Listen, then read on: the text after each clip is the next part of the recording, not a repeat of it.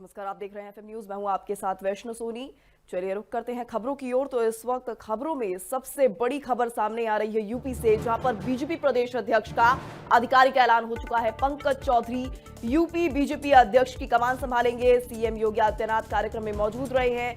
UP BJP के विधायक सांसद कार्यक्रम में मौजूद नजर आ रहे हैं। यूपी के दोनों डिप्टी सीएम केशव प्रसाद मौर्य और ब्रजेश पाठक भी इस कार्यक्रम में मौजूद नजर आ रहे हैं। तो इस वक्त ये बड़ी और खास खबर सामने आ रही है यूपी से निकलकर, जहां पर बीजेपी प्रदेश अध्यक्ष की जो कुर्सी थी सालों से खाली पड़ी थी, लेकिन अब ऐसे में इस पद की कमान संभालेंगे पंकज चौधरी।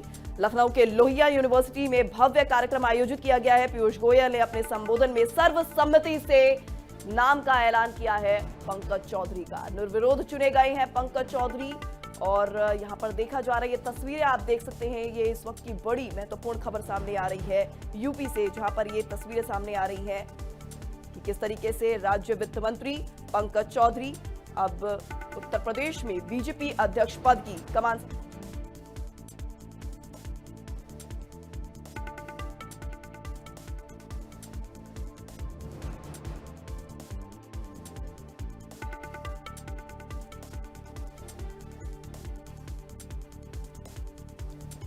तो इस वक्त की बड़ी और महत्वपूर्ण जानकारी यूपी से इस वक्त सामने आ रही है, जहां पर बीजेपी प्रदेश अध्यक्ष का आधिकारिक तौर पर ऐलान हो चुका है। पंकज चौधरी के नाम पर मुहर लग गई है। हालांकि इस रेस में कई दावेदारों के नाम जो थे सामने आ रहे थे, लेकिन पंकज चौधरी के नाम पर फिलहाल मुहर लग गई है। केंद्रीय वित्त राज्य मंत्री पंकज चौधरी यूपी बीजेपी के नए अध्यक्ष बन गए हैं। केंद्रीय मंत्री पीयूष गोयल ने रविवार को उनके नाम का औपचारिक ऐलान कर दिया है और कहा सर्वसम्मति से पंकज चौधरी को अध्यक्ष बनाया गया है। वहीं पंकज चौधरी के नाम के ऐलान के वक्त शंखनाद हुआ, सभी खड़े हो गए। भूपेंद्र चौधरी आगे आए और उनका हाथ भी उठाया। फिर भाजपा का झंडा सौंपकर नए प्रदेश अध्यक्ष की जिम्मेदारी सौंपी है। पंकज चौधरी पहले योगी से 2 कुर्सी छोड़कर बैठे थे। ऐलान के बाद योगी के बगल में कुर्सी पर आकर बैठ गई। ये तमाम तस्वीरें जो हैं सामने आ रही हैं।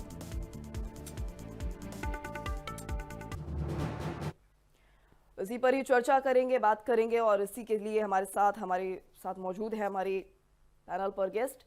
यहां पर बात करने के लिए हमारे साथ बीजेपी के प्रवक्ता रत्नेश मिश्रा जुड़ चुके हैं और राजनीतिक विश्लेषक विनय तिवारी हमारे साथ जुड़ चुके हैं और डॉक्टर आलोक पांडे भी राजनीतिक विश्लेषक हमारे साथ जुड़ चुके हैं। इस पर चर्चा करने के लिए आप सभी का मैं बहुत बहुत स्वागत करना चाहूंगी एफएम न्यूज पर।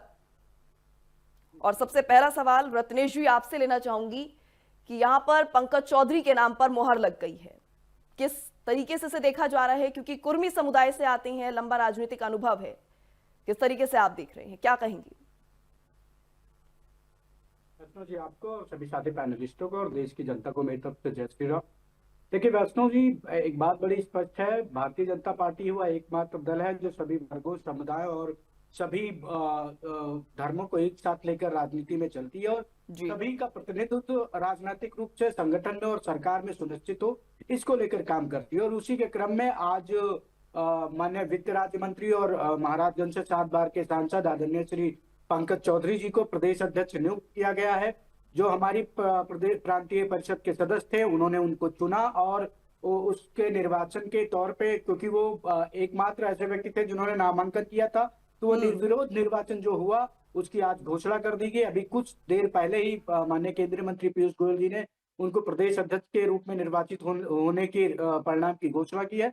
और भारतीय जनता पार्टी अब पंकज चौधरी जी के नेतृत्व में 2027 के विधानसभा चुनाव में और 2026 में होने वाले जो हमारे पंचायत चुनाव है, उसमें ऐसा प्रदर्शन करेगी कि ये जो विपक्षी पार्टियों के लोग हैं, जो विपक्षी दल है, जो तमाम तरह की बातें और बयानबाजी कर रहे हैं, जैसे एक बयान मैंने देखा समाजवादी पार्टी के सांसद अवधेश प्रसाद का, वो तो 2026 के चुनाव में डूब ही जाएंगे। पंचायत चुनाव में उनके अयोध्या में क्या स्थिति होगी और पूर्व में उपचुनाव में उनके बेटे की क्या स्थिति हुई थी, सबने देखा था।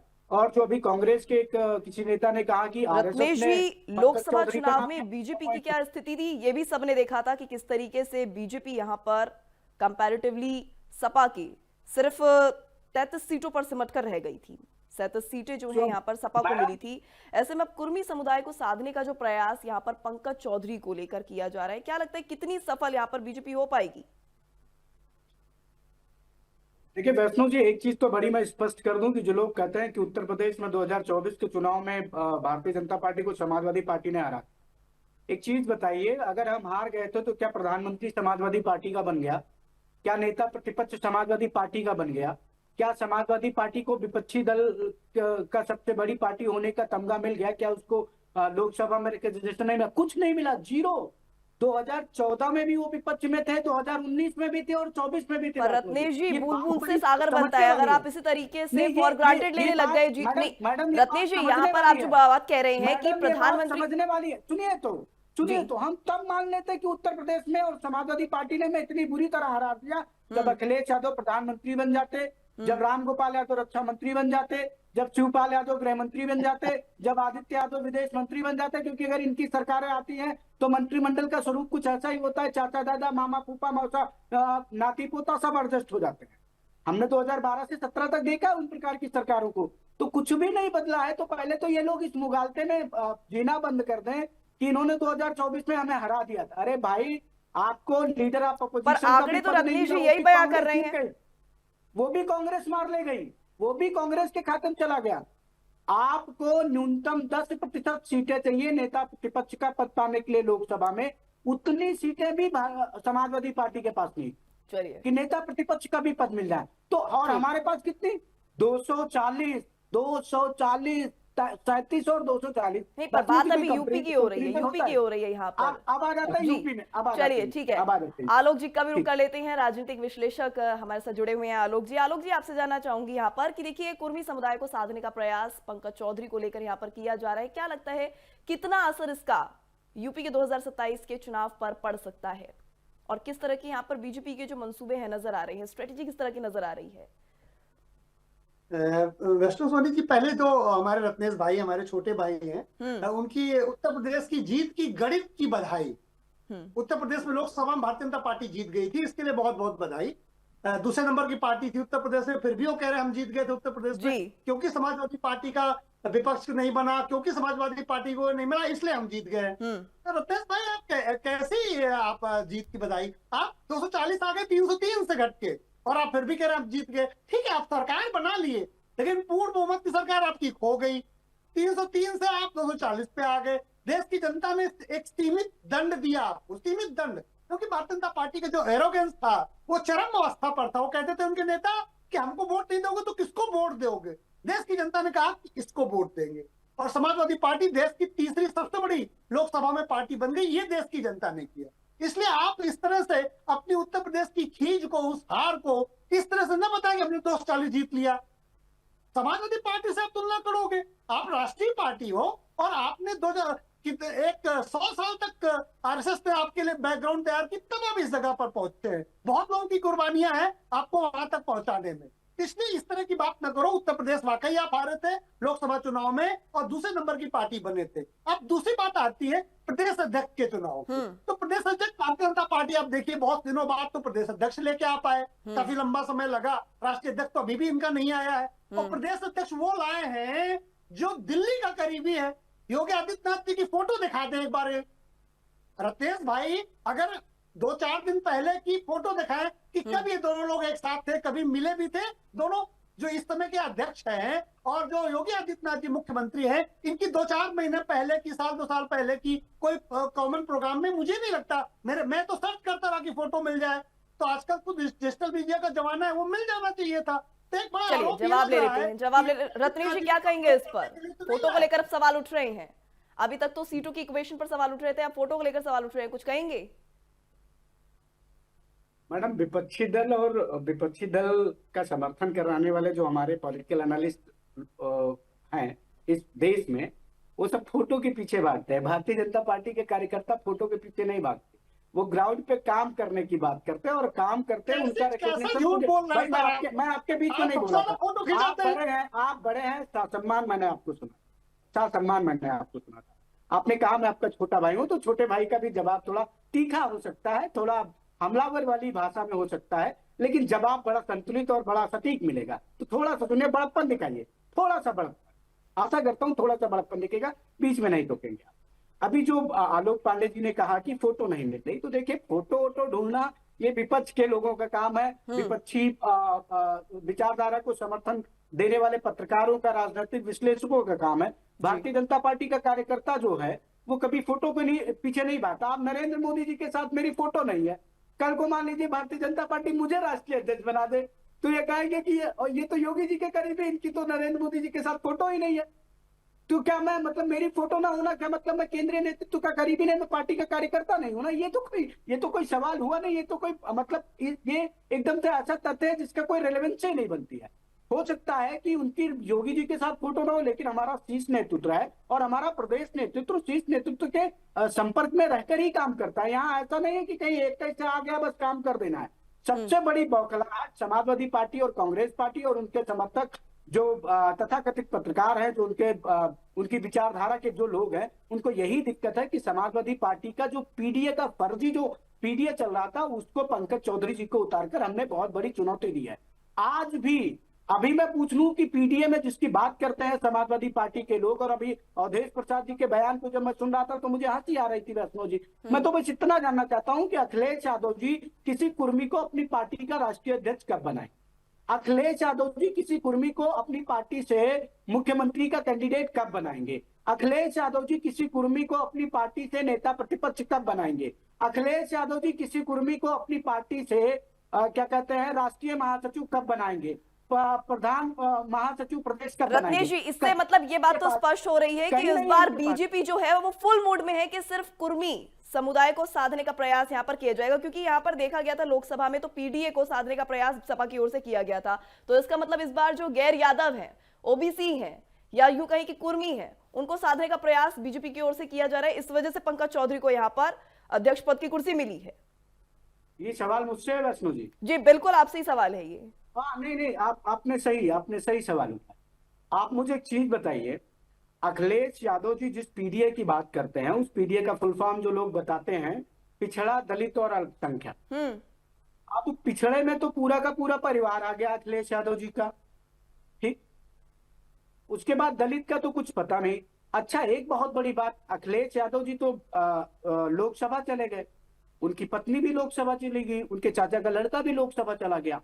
लेकिन जब अखिलेश यादव के लोकसभा का सदस्य निर्वाचित होने के बाद जब उत्तर प्रदेश विधानसभा में नेता प्रतिपक्ष का पद देने की बात आई किसी विधायक को, तो वहां पर ना तो कोई पिछड़ा आया, ना कोई दलित आया, ना कोई अल्पसंख्यक आया। वहां किसको लेकर आए? पंडित जी को। तो क्या पंडित जी को साधने की कोशिश कर रहे थे अखिलेश यादव जी?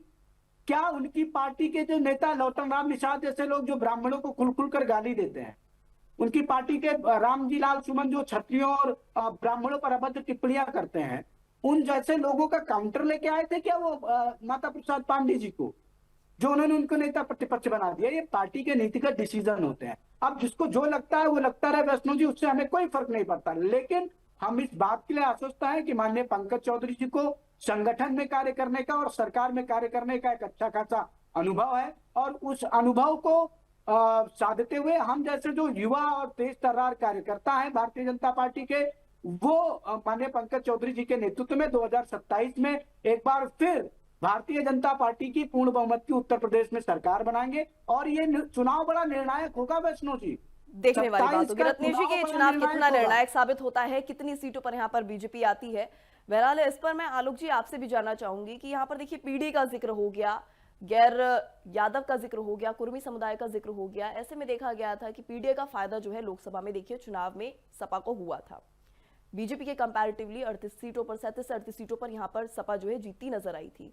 अब ऐसे में क्या लगता है पीडीए को लेकर ये जो एक बड़ा दांवपेच खेला गया है बीजेपी की ओर से कि कुर्मी समुदाय के चेहरे को अध्यक्ष पद की कुर्सी दे दी गई है, क्या लगता है इससे समीकरण पे कितना असर पड़ेगा यूपी के 2027 के विधानसभा चुनाव पर?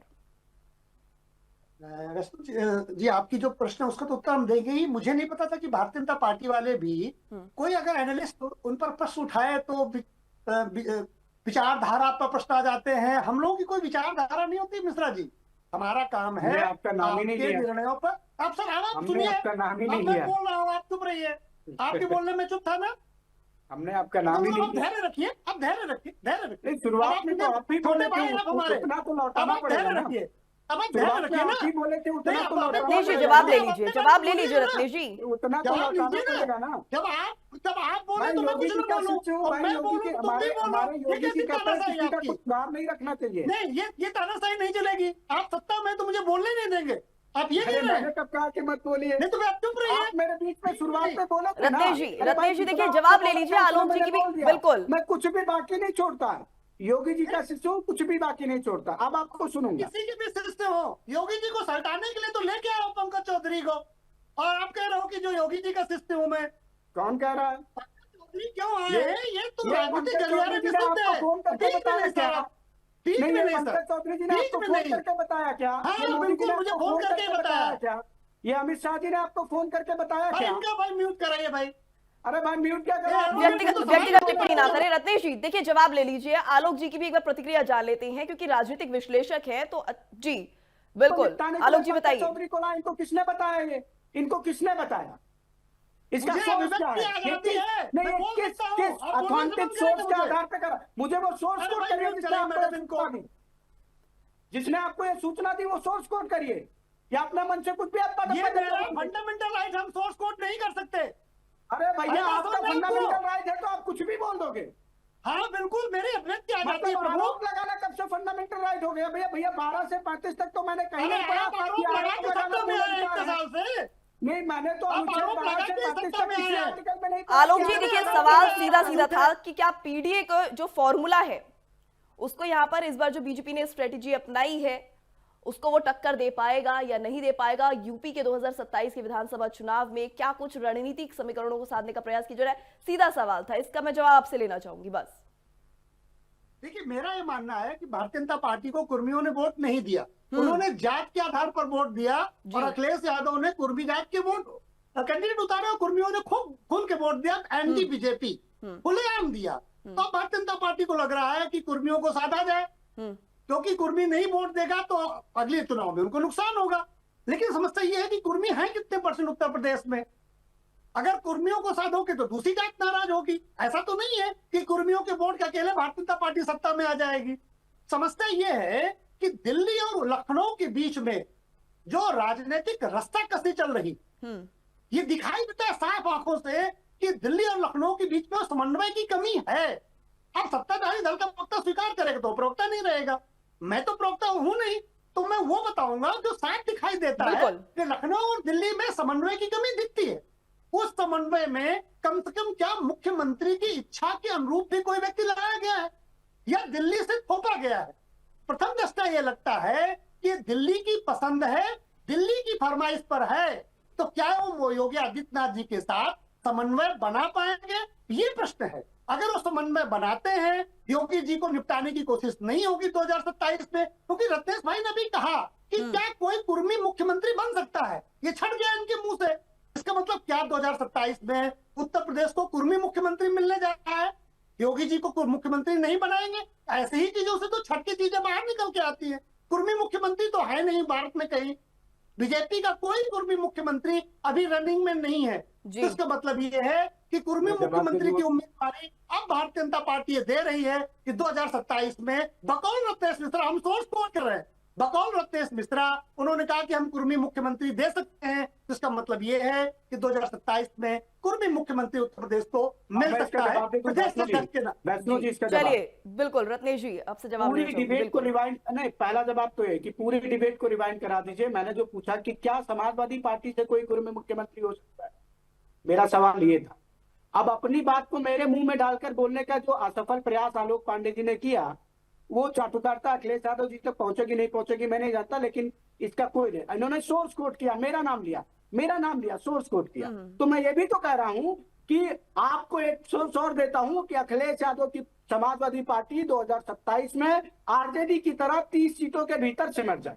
अब आप जिस डिबेट में बैठिएगा वहां ये कोट करिएगा कि बकौल रत्नेश मिश्रा सोर्स है आपके, और वो कह रहे थे कि समाजवादी पार्टी 2027 के चुनाव में 30 सीट के अंदर आरजेडी की तरह सिमट जाएगी। अब भैया सुन लो। और जो इन्होंने तमाम सारी बातें की, मेरे वो सवाल थे उससे, और भारतीय जनता पार्टी में कोई भी मुख्यमंत्री कोई भी प्रधानमंत्री का पद किसी के लिए रिजर्व नहीं है। ये नहीं है कि समाजवादी पार्टी की सरकार आएगी तो केवल अखिलेश यादव ही बनेंगे, आरजेडी की सरकार आएगी तो केवल तेजस्वी ही बनेंगे, या केंद्र में सरकार आएगी तो कांग्रेस बड़ी पार्टी बनेगी तो राहुल गांधी ही बनेंगे। हमारे यहाँ कोई भी मुख्यमंत्री, प्रधानमंत्री और राज्यपाल बन सकता है अपनी योग्यता, और हमने ये फैसला जी किया है। बिल्कुल। हमने, सुन लीजिए, मेरा छोटा सा पॉइंट है, छोटा सा बिल्कुल point। बिल्कुल। हमने मध्य प्रदेश में यादव मुख्यमंत्री दिया, हमने साहू जी को मुख्यमंत्री बनाया छत्तीसगढ़ में, हमने डिप्टी सीएम बनाया मौर्य जी को, हमने एक ओबीसी को सीएम बनाया गुजरात में जी, हमने एक ओबीसी को डिप्टी सीएम बनाया महाराष्ट्र में, और ये सारी चीजें हम करते चले आ रहे हैं। तो हमारे यहाँ तो सभी के लिए द्वार खुले हैं। अब अखिलेश यादव जी से वो बकौल सवाल पूछ पाइएगा तो पूछ लीजिएगा आलोक पांडे जी की 27 में 30 का आंकड़ा क्रॉस कर पाएंगे, या उनके साले साहब तेजस्वी यादव जैसा ही घराशाही हो जाएंगे, क्योंकि साला निपट गया तो जीजा तो चला ही जाए। और भारतीय जनता पार्टी ने कायदे से निपटाया है तेजस्वी यादव जी को। आप साला शब्द को अदरवाइज मत लीजिएगा, अखिलेश यादव जी के साले ही हैं तेजस्वी यादव जी। और अगर उत्तर प्रदेश का जोड़ा जाए तो अखिलेश यादव को हम लोग भैया बोलते हैं, तो हमारे भी साले हुए जी। तो जो साला तो निपट गया, अब जीजा की बारी है, और जीजा के लिए हमने योगी खड़ा कर आखिरी दिया सवाल, है। देखिए समय का अभाव है रत्नेश जी, आखिरी सवाल आपसे लेना चाहूंगी। देखिए एक तरह से राज्यों का आप दो धड़े में बांटते नजर आ रहे हैं, ऐसे में अगर जो एक सवाल उठाया गया आलोक जी की ओर से कि यहां पर अगर बीजेपी की सरकार दोबारा बनती है तो क्या कुर्मी समुदाय से मुख्यमंत्री को बनाया जाएगा, इस पर आप क्या कहेंगे? आखिरी टिप्पणी, आखिरी फाइनल कमेंट मुझसे है सवाल रत्नेश जी आपसे। बिल्कुल नहीं, बिल्कुल योगी आदित्यनाथ जी हमारे मुख्यमंत्री हैं, और 2027 का चुनाव भी उन्हीं के चेहरे पे लड़ेंगे, और उनके चेहरे पे 27 का क्या, मतलब पूर्वी चेहरे को सीएम नहीं बनाया जाएगा, चुनाव लड़ते हैं उनके चलिए चेहरे पर, ठीक है, तमाम सारे प्रदेशों में चुनाव लड़ते हैं भाई। बिल्कुल। योगी जी उत्तर प्रदेश में नहीं। चलिए समय का अभाव है, आप हमारे साथ जुड़े, तमाम चर्चा में आपने हमारे साथ सहयोग किया, इसके लिए रत्नेश जी आपका बहुत बहुत शुक्रिया, और आलोक जी आपका भी बहुत बहुत शुक्रिया।